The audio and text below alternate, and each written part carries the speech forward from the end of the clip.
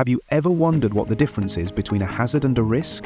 Understanding this distinction can be crucial for workplace safety and compliance. Stick around to clearly differentiate between a hazard and a risk and how each impact your safety procedures. Ready to clarify the confusion between hazard and risk? Let's walk through the fundamentals. Let's start with hazard.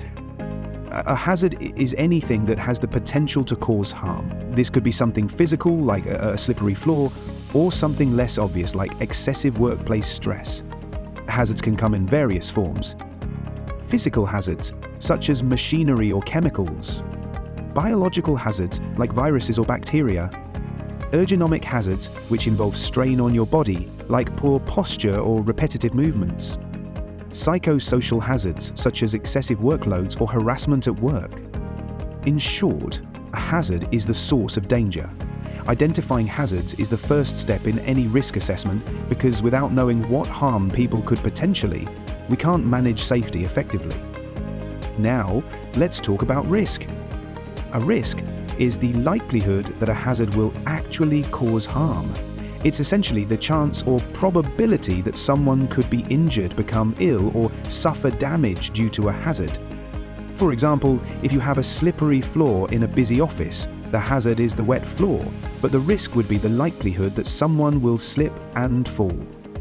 The level of risk can vary depending on several factors, such as exposure, how often people are exposed to the hazard; severity, the potential impact of the hazard; control measures, what safety measures are in place to reduce the chance of harm. Now that we've defined hazard versus risk, let's break down the key differences. Hazard is the what and risk is the how. Hazard, what could cause harm? Risk, how likely is that harm to occur? Hazard is static, risk is dynamic. Hazards exist even when no one is around, but risk changes based on exposure, time, or activities happening around the hazard. Risk involves control measures. Risks can be reduced through control measures, while hazards need to be identified and managed. Let's put these concepts into context with some real-world examples across industries. Construction. A construction site has many hazards, such as heavy machinery or working at height. The risk comes from how likely someone is to be harmed by these hazards, which depends on safety measures like harnesses or barriers. Health care. In a hospital, exposure to infectious diseases is a hazard.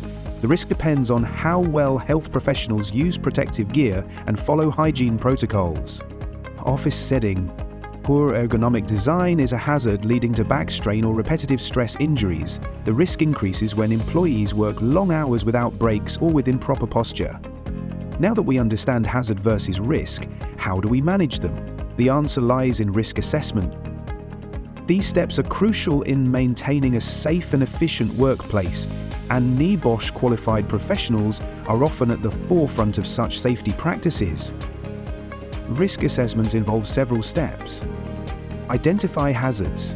Conduct thorough assessments to spot potential dangers. Assess risks. Analyze how likely those hazards are to cause harm and the severity of that harm. Implementing controls.